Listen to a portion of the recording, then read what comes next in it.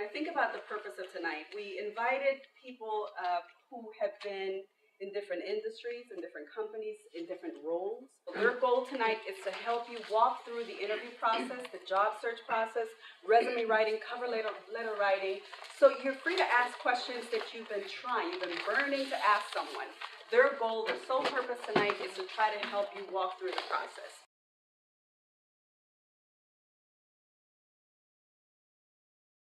When you even know it's coming or when you get laid off, I think what happens is most people you're kind of stressed, you're frustrated, you get scared. You know, if you can try to put an action plan together where you contact so many people a day. So you have a plan, you have a purpose, you reach out, you network to people. And I remember somebody once saying to me, it's like marketing yourself. When I get laid off in '93, I first found out what networking was all about. Using networking, I was able to find my job that I'm currently with, and I've been there 15 years. You should always keep your resume up to date because you never know when it's going to happen. A friend of mine just got laid off after 20 years of pharmaceutical sales, and he showed me his resume, and I was like, whoa. I don't even know where to begin to help you fix this because he hadn't updated it in 20 years. He didn't even know what to do. So you should always have that up to date and always, whatever you put on that resume, be honest. The other piece of advice that I would have for people who are in transition would be to don't discount nonprofits. I think the biggest thing is to get up every day and do something. Be current in just going to a working environment. Nonprofits are a tremendous place to volunteer, to, number one, gain skills, number two, meet new people, pick something that you're passionate about, and volunteer, whether it's once a month or once a week or whatever your time permits, because you can often get stretch assignments or learn things that you wouldn't otherwise. Looking for a job, you can get in the door in a lot of unique ways. There are different ways besides just going online that you're going to get it online, applying for a job that you're going to get a job.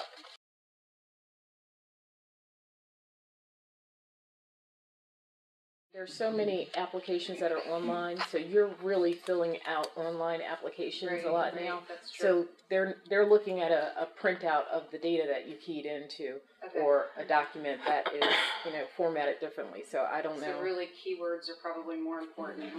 Because also you have to keep in mind that we're a mobile generation now, so a lot of times we're on the go and we may be in meetings and something comes across our email and we have to view it on our BlackBerry. I do think from a hiring manager's standpoint, there is a benefit to it. So you do have to think about what the job is and what the company is, and you may have to tailor whether you do one, you don't do one, and even if you do one, you tailor it very specifically to that particular job you're applying to. To me, I think you're better served putting a cover letter in, even if it doesn't get looked at, because at least from my perspective, from a professionalism standpoint, it should be a half a page. It just says, here are the 5 reasons or 3 reasons why I think I'm suited for this job, and move on, just to say that I'm not, everybody knows you're looking for a job. Why are you looking for this job? One of the things I would advise you to do is pay close attention to the requirements. Pay close attention to what they tell you to do in order to apply. If they say, do not follow up, do not call, you need to pay attention to that.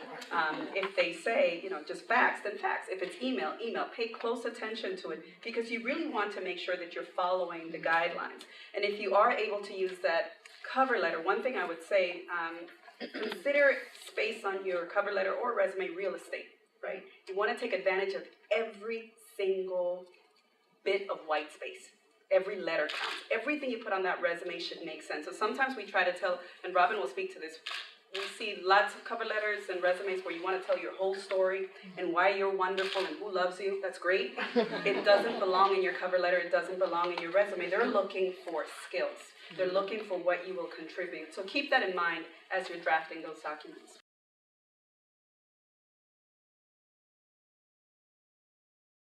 Your resume should be different depending on the job that you're applying for. It still demonstrates those skills that you have, but it's more tailored to that particular position. So you shouldn't have just one general resume that you send out to every company. You should be looking at what are they looking for? How do I highlight what what I have that will match that job? In my company, we only look at the most recent 5 years of what you've done. That we consider your most relevant experience, your most recent experience, and that would be the most recent 5 years. So one of the things we would speak with you about if you came in and met with us is the right format for you. And sometimes it's not so much the chronological resume may not be the ideal situation for you, depending on what's going on in your job experience. We may decide to use a completely different format, a functional resume, for example, where we can tag the experiences, the contributions, the skills, the competencies you're bringing to the table. So administrative skills, communication skills, contract skills. It all depends on what your story is. I think one thing that's staying with me is it only takes about 10, 15, maybe 20 seconds if they're being generous for them to decide if they're going to move forward with you. So your resume has to have impact from the very first line, and that begins with your name. When you get fancy, you have the special colors and the special fonts. Sometimes that doesn't help you. That whole personality thing. We've seen pink resumes, we've seen purple resumes. It doesn't help. No. It stands out, but you want your resume to stand out for the right reasons.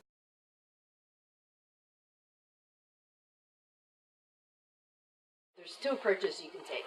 You can take the approach where you just can say at the end of this, I'm available at any time. You can say I'm recently unemployed and I'm looking for this opportunity, matches up with my background. I mean, it's going to come out. So Right. I personally actually value when people kind of put their, whatever it is that they've been out of the workforce for so many years, but they, whatever it is, that's my view as a hiring manager, that I'd rather hear that up front than look at somebody's resume and go, why are there 3 years gaps here? It sends off red flags if they're not telling me why. What we see a lot is people who come in and feel like they have to hide that they've been laid off. And I think you need to consider that you just have a story to tell. That's all. You're just telling a story.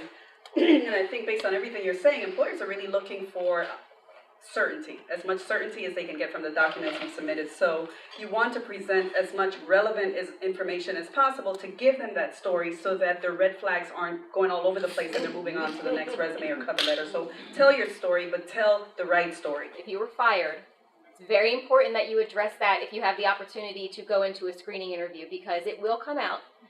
Companies don't do one interview and hire you any longer. They send you through a series of people, and if you're dishonest in that first interview, it will come out in the second or third or fourth, because people want to know about that. Just because you were terminated does not mean that you're automatically going to be barred from having any future employment. People understand, we do understand that situations happen where there are intolerable situations, or maybe you got caught up in a situation. If you're honest and you let us know, we will consider you. But if we find out later that you were dishonest, you will not have an opportunity at all. Ever. It will come up, why did you leave your last job?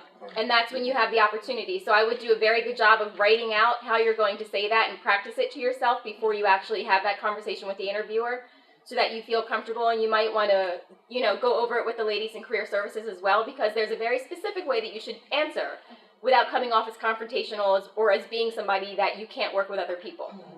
So you can professionally address it and say we mutually agreed to separate, or the situation was, growing intolerable or something of that nature that addresses it without going into too much detail.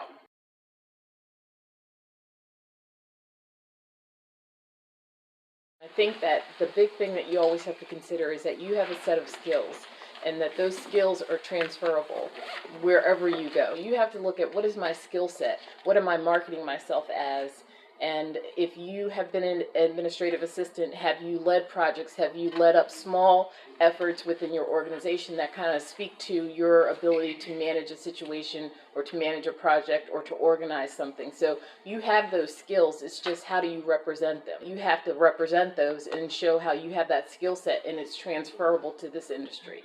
Don't discount what you did, because it actually could be very applicable. And think of yourself that you're a commodity. What am I marketing? Have a clear goal of what you want to do and how your skills in your industry transfer over. Sometimes the salary expectations are not in line with the position. Right. And if you're trying to transfer into a different industry or different field altogether, you might want to consider, I may have to take a pay cut. Is this something that I feasibly can do financially for myself at this time?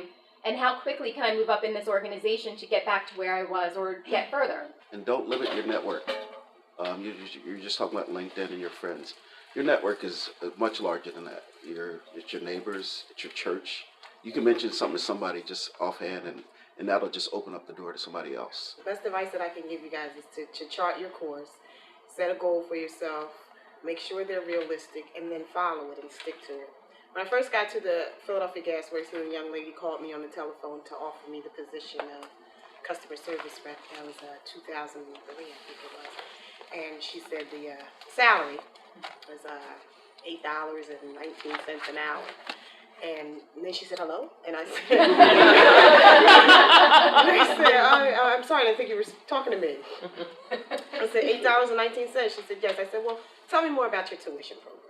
Tell me more about the benefits that you offer.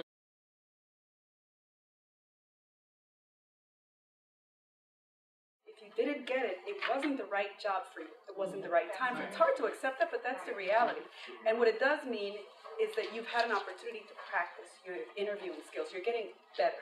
You're supposed to be getting better so that when the right opportunity for you shows up, you're going to be there and you're going to be at your very best. 1, 2, you're networking. During those interviews, impress every single person you come in contact with, because it may not be that position, it may not even be the position with that company, but they may know someone who they may decide to refer you to. You just never know. Remember that interviews are subjective. If you made it into the door and you made it through that interview process, it means that you were qualified at some level. You made it to that top 3. You were qualified for it, and it's very subjective. You never know what it was that other candidate, presented that made them think that, maybe they would fit a little bit better with the culture, or maybe it was just something with that particular person they interviewed with that they saw something in them that, maybe they felt, that one person felt was important. So just know it's subjective.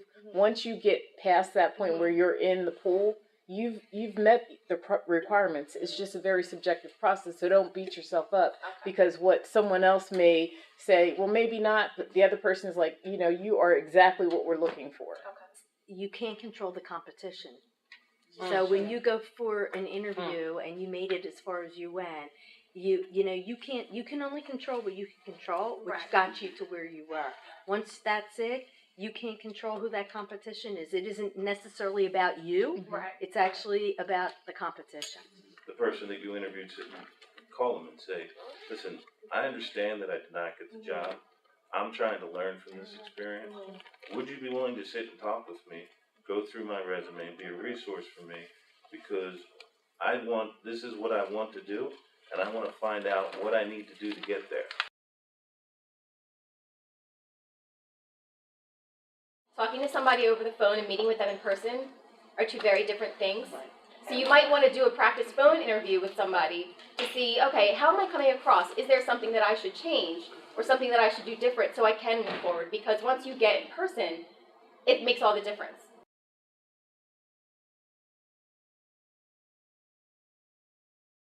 My opinion is your company is like a marriage, and you don't just try out a husband. So it could be more damaging for you in the long run to go and join an organization where they wear you down and you come out battered and beat up and bruised than it would be for you just to continue to look for the right company. A bad experience looks worse on your resume than a positive experience, making less money or less title or something of that nature. So if you're not going to be a culture fit and you know you're not going to gel with those people and it's just not right for you, just hang in there if you can and keep looking if you can. I know it's tough, but keep trying. Part of my review with my boss is I have a professional development plan that I review annually, well actually quarterly, really, and just give updates on it. I say, okay, where do I want to go with my career? And I outline the steps that I need to get there. So what I do is I sell that to the organization, my organization, and they buy into it. So they'll invest, if I'm willing to invest in them, they'll invest in me. So hopefully you get in a situation where you can advance yourself. It sounds like you're not going to be able to do it there. You know what your answer is. You're probably going to have to go somewhere else. Do not leave a job and say that, oh, I was looking for something better with nothing better to go to, because to me that looks really immature. It would probably help to have a support system behind you and to have just some guidance around the best way to work where you are. You should go through the interview process. You always have the ability to negotiate once they want you. Once they want you, they will do a lot of different things to get you in the building. Now, I'm not saying that they're going to offer you another $30,000, but you're at that point negotiating from a position of strength where they think that you are the ideal candidate and you're the match for them. So don't discount a job because the salary is not exactly where you want it to be. There's always room for negotiation.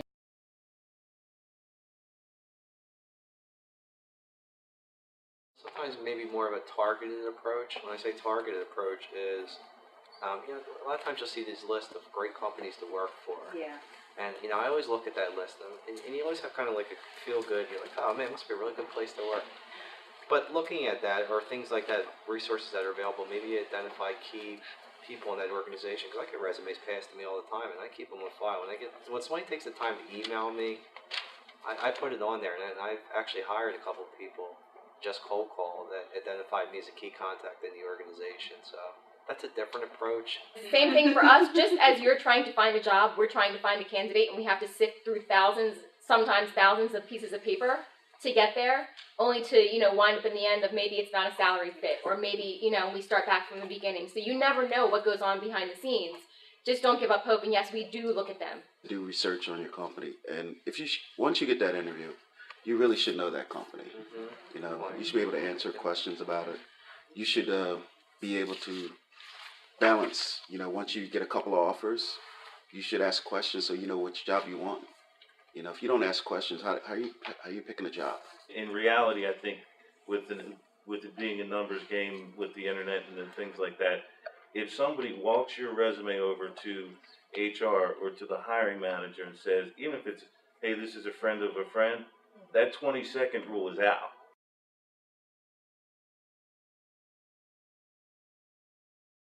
A career development plan, to me, that is, for my career, it's the Bible. That's what I follow. How am I going to get to where I want to be? Have some clarity. Make sure you're targeted in your job search. Those little things that are going to make you stand out. I mean, we talked about a lot of those things today. Just make sure that you're applying them. And also solicit feedback from your supervisor. I'm a firm believer in the performance review process. If your organization has one, hopefully it's in a constructive way. I've been very fortunate to have good supervisors that have given me good feedback in areas where I can improve, because we're all not perfect. And we have skills and we have weaknesses, so make sure you're in touch with your weaknesses and how can you compensate in other ways for those inefficiencies that you may have and try to improve them. So you have to set yourself a course, and then you have to stay on it. And as you complete something, cross it off your list, because that way you'll see that you're accomplishing something. Being open to kind of seeing when those opportunities presented themselves and going for it. Having something to offer people. I'll go back to the point I made before about, I don't mean this in a negative way, but you're a commodity. You have something that somebody else wants. You just have to, speak out for yourself. Don't expect anybody's going to carry you along or speak for you. You have to be your own advocate. You have to ask for what you want, and you have to think about yourself that I have something to offer, and I'm going to make sure that, I go for those things that I want and offer what I know I'm good at. You can go along with your Peirce education, as you can see from people here. So don't forget about that. And career services, use them. Number one, be honest with everything you do. The resumes, the cover letters, the interviews, LinkedIn. Make sure your resume looks great. You see the commercials, Coke, Pepsi, everything. Think of your resume along those lines. You want that to be out there so that people, when they get it, they're going to look at it. Like you said, you get 20 seconds at the most for sometimes. When you go for the interview, be prepared, professionally dressed. And don't forget to follow up with a thank you note. That means a lot. I've gotten handwritten notes that I keep, and those people stick out. The other thing is social media. If you have Facebook, please lock it down. I mean, seriously, the things I've seen on there from people that are applying are ridiculous, and companies do look at it. So you do look at it? Yes, we do. That's a very big question. Yes, we Way do. to address that. So yeah, lock it down.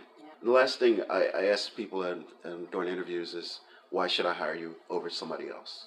You should be prepared to answer that question. There are a number of people that cannot answer that question, and they don't know what to say. So practice your answer. My big thing has always been transferable skills and being able to convince employers in different areas of healthcare that I can do the job because my skill set is transferable. And being able to convince them that, you know, the same skills I use in consulting are the same skills I'm going to use in project management or managing, and just knowing and having that inventory of what my skills are and what I do well, and knowing that about yourself is going to go a lot further in you being able to market yourself and be able to pull that out. And that should be very prevalent in your resume, being able to see what are my skills, what do I do well, how am I marketing myself, and how do I translate that into different areas. So your resume should be different depending on the job that you're applying for.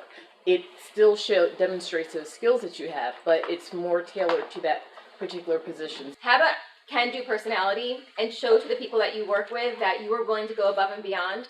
Because when they look at that list of who are we going to cut, if they have an opportunity to keep one person, who are they going to retain? It would be that person who they know will take on the additional responsibility and can do the job. The other thing is, I know the process you're going through is very daunting. Just like you said, I keep putting my application out there. Nobody calls me back.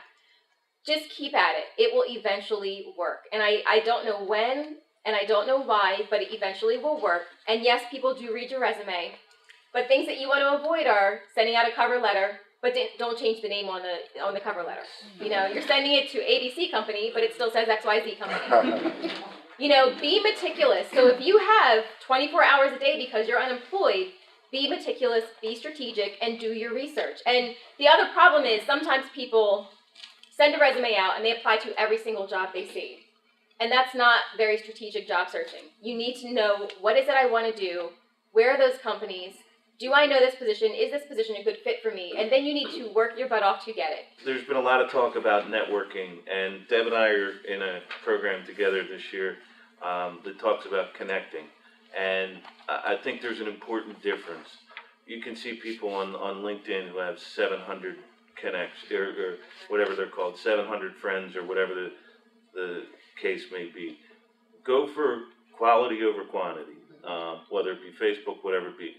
Because a couple of things are going to happen. Number one, if I get a resume and I see, oh, you're LinkedIn with somebody, and they don't really know you, that's going to look negatively, have me look negatively on it. But conversely, if they know you and really know you, and I know them, it's going to be the foot in the door. And don't be afraid to put yourself out there. So nobody is ever going to be mad at you for asking. They may say yes, they may say no. But if you don't ask, if you don't play, you can't win. Getting a job is a job, right? It's a process. It's not an event. You're not going to graduate today. I mean, sometimes it happens. You graduate today and, hey, that opportunity presents itself. But what I'm hearing is that it takes work. It takes diligence. It takes effort. Social media matters. You also want to make sure that you are networking efficiently. There's a difference. And I think you guys were speaking to it. There's a difference between having a network and using your network. Bottom line is, you're not alone. You're not alone. You have a support system. Use it.